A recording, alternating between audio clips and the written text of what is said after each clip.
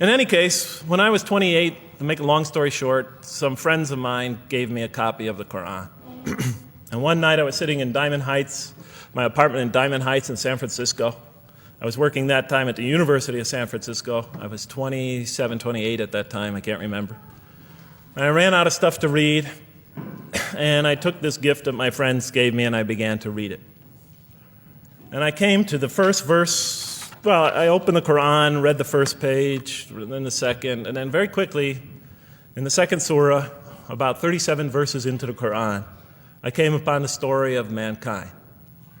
And I have to admit, I read through it very quickly. It was about 9-10 verses long, story of the first man and woman. And I recognized some of the details. It was similar to what I had learned when I was a child, but I noticed that there was something wrong. It was apparent to me that whoever authored this Quran, of course I wasn't a Muslim at the time, so I didn't have any idea who that was, whoever authored this Quran clearly did not understand the real meaning of the story, because they had obviously gotten the details confused. They didn't even understand the whole purpose of the story. And so I just read through it once, and then I read through it again, just to try to see what kind of point the author was making, and then I read through it a third time and a fourth, and then I realized this is something strange going on here. I'm going to read this much more carefully. I'm going to need to go through this story line by line, verse by verse, because it's obvious that the author is trying to bring out another point. And I wasn't quite sure what it was, but definitely he packs a lot of meaning into almost every word. And I thought the writer at least seems to have a great measure of brilliance. And so I'll try to sort of take you through what my experience was as quickly as I can. So I came to the 30th verse of the second surah, Surah Al-Baqarah, and it began like this. It said, "Behold, your Lord said to the angels, I am going to place a vicegerent on earth." The Arabic word is khalifa. It means a representative or an emissary of mine. "I am going to place a vicegerent on earth." And they said, the angels said, "Will you place therein one who will spread corruption and shed blood, while we celebrate your praises and glorify your holiness?" And God said, he said, "Truly I know what you do not know." See, that's the verse that hooked me. That's the verse that caught my attention. That's the one that kept on making me read the story again and again and again. Because listen to the way it begins. "Behold, your Lord said to the angels, I am going to place a representative of mine on earth, a vicegerent of mine, an emissary, one who acts on my behalf." I thought, that's not the way it goes. You're not supposed to be placing man on the earth in some positive role, some elective office. You place man on earth as a punishment for his sin. Clearly, I knew the author didn't quite get the point. But still, it was an amazing line. But then I come to the next line, and it says, "And the angels say, will you place therein one who will spread corruption and shed blood, while we celebrate your praises and glorify you?" I looked at it again. I couldn't believe the question. They said, "Will you place therein one who will spread corruption and shed blood, while we, the angels, celebrate your praises and glorify you?" I looked at that and I said, exactly. That would be my question. Why would you create this being, supposedly for some positive role, when he's capable of doing tremendous wrongdoing? When he could spread corruption and shed much blood? Why would you create this violent and pernicious creature when you could create angels? As the angels clearly say, while we, the angels, celebrate your praises and glorify you. They're asking one of the most fundamental questions in the entire history of religion. Why create you, man, this utterly fallible creature, this creature who could rebel against God's will, who could do such tremendous wrongdoing, who could wreak havoc like no other creature on earth, when you can make them angels? And look where the question is being asked. It's being asked in heaven. It's almost like saying, look, why don't you just make him angels and be up here in heaven with us, you know? Why don't you just make him angels, pop him into heaven, he's fine. Why would you put him on earth where he could feel distant from you, where he can work out his worst criminal tendencies, act them out, feeling somehow independent and apart from you and free to do whatever he wants? when you could just make them angels and put them into heaven and make them perfectly submissive to your will? I looked at that question and said, that's my question. I'm not even a single verse into the story of mankind, and there before me I see my question. That whole question, everything that I ever thought, everything that I ever experienced, everything that I ever knew was in that question. It was as if the author took my life and wanted to pick out exactly the right question to humiliate me, to provoke me, to anger me. Why create man, this most destructive and violent creature, when you could make him angels? And then look at the answer. And he said, God said, truly I know what you do not know. You know, in modern parlance, we would say, I know exactly what I'm doing. I read that and said, what? You know what you do not know? You know exactly what you're doing? Well, please inform me. Tell me what you're doing. Because, you know, I'm 28 years old and I haven't figured out it yet. And I have a lot of issues that I'm still dealing with that's connected to this question. You can't just get off that easy. You can't just tell me you know exactly what you're doing. Not after what I've been through. Not after you made me this way. And then I realized, of course, I was arguing with a God I didn't even believe in. And that would happen several times as I read through the Quran. And sometimes I would just get into so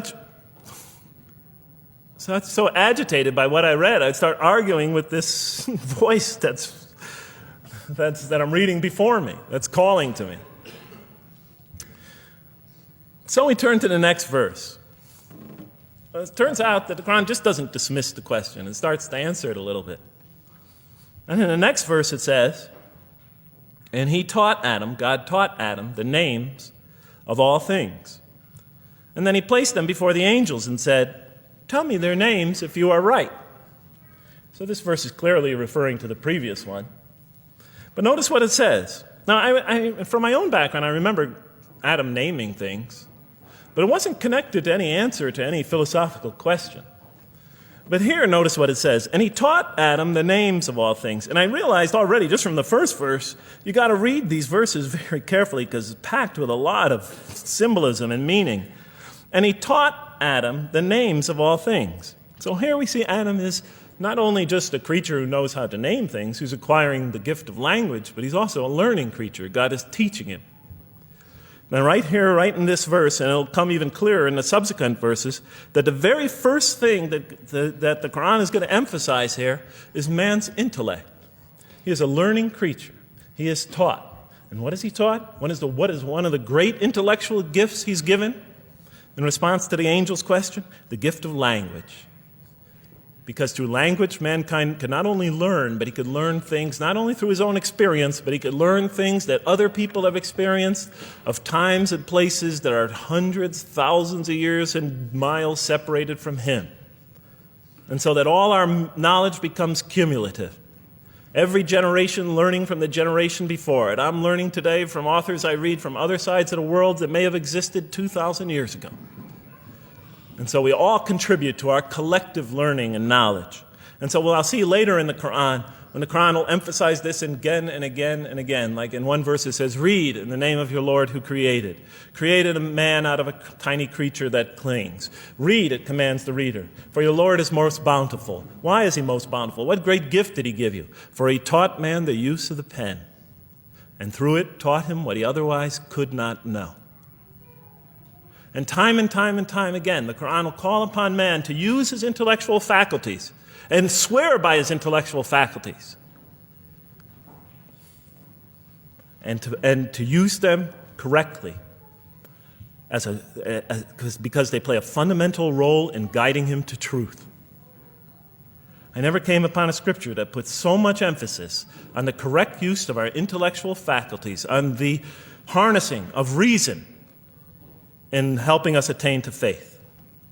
And he taught Adam the names of all things. And then he placed them before the angels and said, tell me their names if you are right. Okay, you have this you have this natural question about this creation of mankind. Here, this mankind is this human being, this human creature is a learning creature. He has many intellectual gifts. Here, I'm going to place these things before you. Tell me their names if you are right about man. And what do the angels say? In the next verse they say, "Glory to you. We have no knowledge except what you have taught us. In truth, it is you who are knowing, the wise." They say this task, this intellectual test that's put before them is beyond their grasp. Notice what they emphasize. We have no knowledge. This would take knowledge. This would take an intellect that they don't possess. In truth, it is you who are knowing, the wise. You got it. It's easy for you. You're the knowing, the wise. You have knowledge. You have wisdom. But this would take knowledge and wisdom that is beyond us. And so in the next verse we read, and he said, "O Adam, tell them their names." And when he had told them their names, notice how it's just like it's nothing for him. For mankind, he has this phenomenal ability. And when he had told them their names, as if it was just a triviality for man, he names them. "O Adam, tell them their names." And when he had told them their names, God said, "Did I not tell you that I know what is unseen in the heavens and the earth? And I know what you reveal and conceal?" And he's clearly going back to the angel's question. Yes, you have these natural concerns about the creation of mankind. Yes, he could do these evil things. But look at this tremendous intellect he has. This is something you have overlooked, that you haven't considered. And that's clearly the point of these verses. Even though I felt that the author didn't quite, it was as if I realized that he didn't misunderstand the story. He was taking one of the great stories in the history of humankind, one of the fundamental greatest stories in the history of mankind, and molding it and using it as a vehicle for an entirely original message. And God said, "Did I not tell you that I know what is unseen in the heavens and the earth? And I know what you reveal and what you conceal?" In other words, didn't I tell you I know exactly what I'm doing? And then in the next, and did I not tell you that I know what you reveal and conceal? I looked at that. What question what did they reveal and what did they conceal? What did their question reveal and conceal? I thought about it for a minute. Oh, it's obvious. What did their question reveal? You just go back and look at the question. It revealed the sinful and sinister propensities of man. I mean, it's obvious, right? Why are you all looking at me like that? You're starting to scare me. You're all looking very serious. Am I losing you? Wow. Okay. So, they revealed the sinister and evil propensities of man. But what did their question conceal? And all you have to do is think about it for a minute. Human beings, yes, they could do evil. Yes, they could do wrong. Yes, they could create misery. But they could also do exactly the opposite. They could choose to do evil. They could choose to do tremendous good. They could choose to do tremendous violence. They could choose to show tremendous compassion.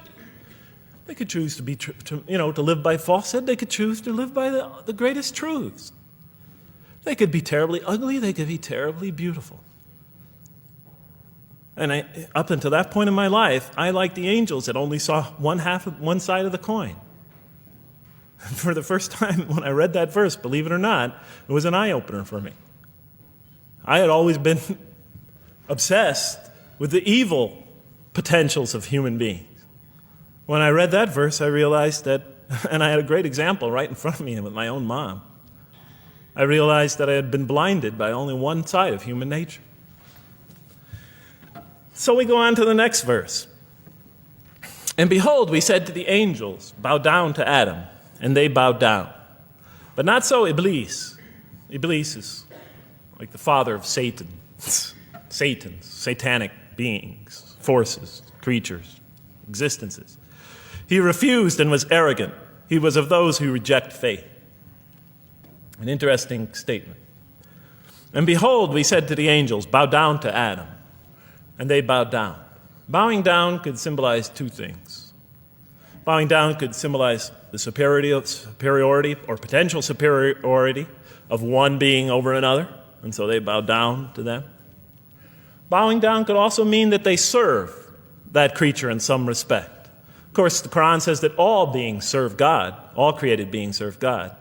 But this verse seems to be indicating, and the rest of the Quran will make it clear, that these angelic beings, these angelic entities, will serve the development of mankind. We'll even see later that the satanic beings serve the development of mankind. Both forces, angelic and satanic, will serve the development of mankind. Because one will present man with a choice to do the most altruistic things. The other will simultaneously try to influence man in the opposite direction. And so human beings will be moral creatures and will have to make moral decisions. And it's in those moral decisions that they will grow spiritually and morally as human beings. And they'll take that into the next life. And the angelic and the satanic forces will be catalysts for those moral choices that they make. They will heighten the human being's awareness of the rightfulness and the wrongfulness of the choice he's about to make. And the self, the soul, the nafs, as they say in Arabic, will have to make the ultimate choice between good and evil. And that choice, that test will come again and again and again as human beings either grow or decline. And those tests will come again and again and again to try to help him towards his spiritual evolution, to bring him back. But that choice is ultimately ours. But I'm getting ahead of myself. And so we said to the angels, bow down to Adam, and they bowed down. But not so Iblis. Iblis is Satan, this rebellious force, this evil prompter, the one who whispers into the human heart. He comes into being.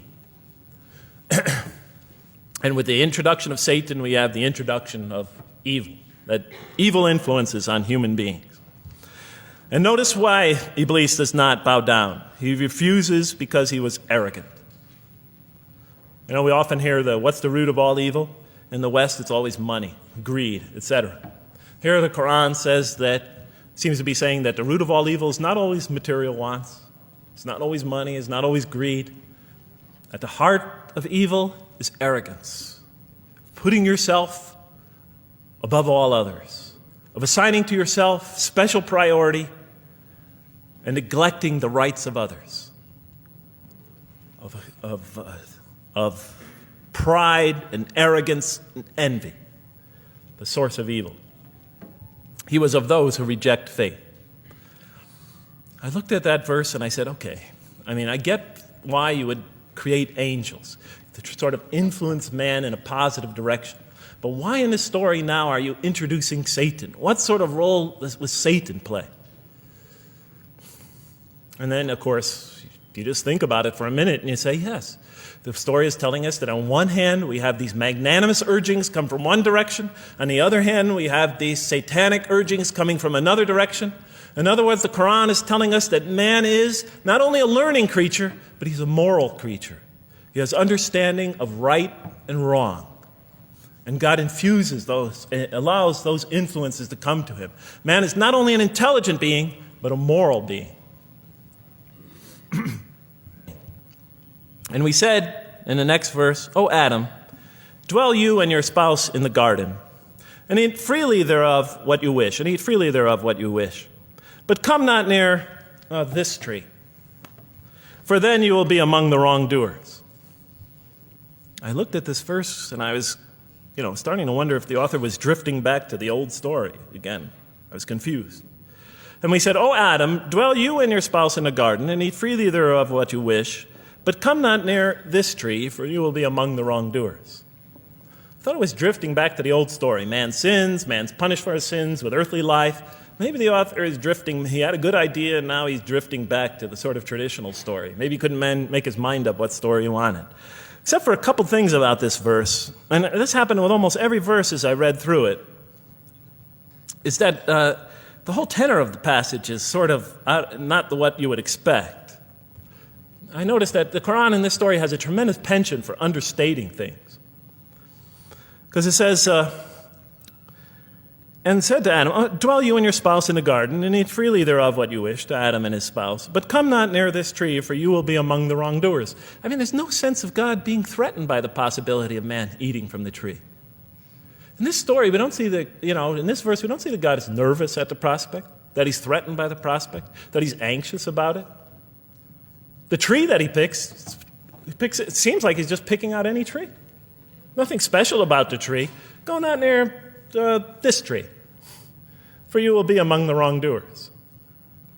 Satan will later come to him and tell him it's a tree of eternal life, of a kingdom that never decays. Turns out to be a complete falsehood in his part. Nothing special about the tree. It's just a tree. God's not nervous at the prospect at all. You know, in the tradition that I came from, God is threatened by the prospect. He has to put an angel with a fiery sword by to protect the tree so that mankind never goes next to it again. I'm not putting it down. I'm just pointing out the difference of the story. They're both beautifully told. But he said, has to guard the tree. Why? Because if they eat from it, they'll become gods like us. This man, he already has a rebellious nature. Can you imagine if he eats from this tree? No, can't let him get near that tree. But here, just, calmly says, but if you do, you'll be among the wrongdoers. God is not worried about himself. It's just warning man, making it clear that if you do this, you've committed a wrongful deed. Again, the whole tenor of all these verses that you read through it is God knows exactly what he's doing. Okay, next verse. But Satan caused them to slip and expelled them from the state in which they were. And we said, go you all down, some of you being the enemies of others, and on earth will be your dwelling place and provision for a time. What? I said? I was expecting now the rage, the anger, the violence, the jealousy. That's what I was expecting. Okay, they eat from the tree. Where's the rage, the violence? I'm going to punish you now. You're going to sweat on earth. And you're going to suffer, and you're going to stub your toe, and you're going to work, and you're going to labor. And you're going to die there for what you did. And where's the woman? All right? And the woman, right? She's the one who's going to suffer the most, right? She'll have to suffer labor pains and monthly cycles, right? And bleeding and crying out when her children come into the world. And she'll scream out. And worst of all, the greatest humiliation, the man will rule over her. When he's obviously her intellectual inferior, because she and the angels she and Satan seduced him, and he just bumbled along and committed a wrong deed. Well, I don't mean to make light of it, but the story is obviously different, though. No threat here. As a matter of fact, look at the way it says: "O Adam, dwell you and your spouse in the garden, and eat freely thereof what you wish. But come not near this tree, for you will be among the wrongdoers." Then they make the mistake. But Satan caused them to slip and expelled them from the state in which they were. And we said, go all you down, some of you being enemies of others, will be adversaries of others. Some of you will be adversaries of each other. And on earth will be your dwelling place and provision for a time. This is not a deity losing it. If you look at it, on earth will be your dwelling place and provision for a time. That's not the words of a God that is lost, that is really extremely upset. On earth will be your dwelling place and provision for a time. But notice something else about this verse. When you read these verses for the first time, I don't know, maybe I'm nuts, and many people think I am. But when you read these verses for the first time, this is just so much that catches your attention. But Satan caused them to slip. Remember, I couldn't get that verse those words out of my head. Satan caused them to slip? To slip? The greatest sin in the history of the human race, and it's called a slip? In my culture, slip means, you just momentarily, for a fraction of a second, you lose your focus. It's not a big deal. My Uncle Bob used to always say to me, Jeff, I'm sorry I'm 5 minutes late, I slipped up. The understanding is it's no big deal. It's just a slip. That's what we say when we make a minor mistake. I slipped up. Don't worry about it. Never happen again. A slip, I said? Momentary loss of focus? The greatest sin in the history of humanity? Why we're all here? Why we're all suffering? Why we experience death? A slip? I didn't believe it. I went to my Arabian friends at that time. I didn't know any Arabic. They came to this verse. We went through it line by line. I said, now don't change any words. Just read them one at a time. But Satan made them, and I said, okay, this one right here. What does it mean? Tell me what that means. They looked at it, it says, slip. Slip. And expelled them from the state in which they were. A slip, I thought? But then maybe I was trying to force the traditional understanding, the traditional interpretation.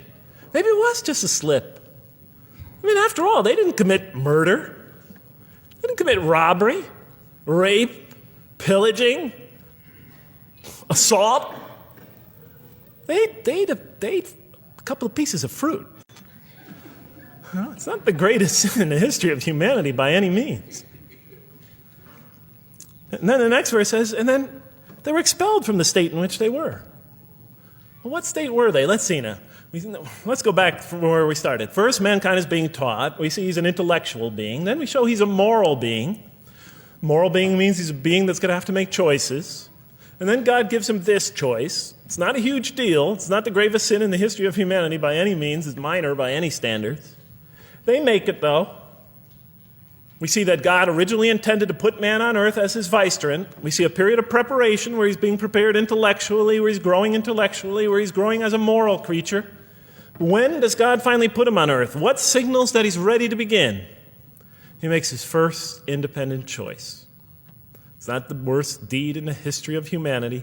It's minor on anybody's scale, but it shows that mankind is ready to act on his own, to be his own, to make his own choices, that God has empowered him to make choices, and he's ready to make them and carry them out and see them most often to their expected ends, if God wills. And that seems to be the only real significance of it.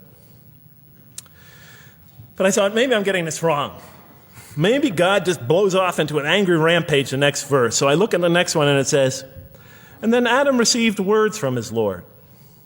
And God turned to him mercifully, for he's oft returning, ever merciful. Well, if I had any doubts up till now that God is not enraged by what this has happened, that God hasn't prepared mankind for this choice, for what was eventually going to happen, that all this was preparation for mankind to begin his earthly sojourn in this famous allegory. If I had any doubts before now, I had them, certainly didn't have them after reading this verse.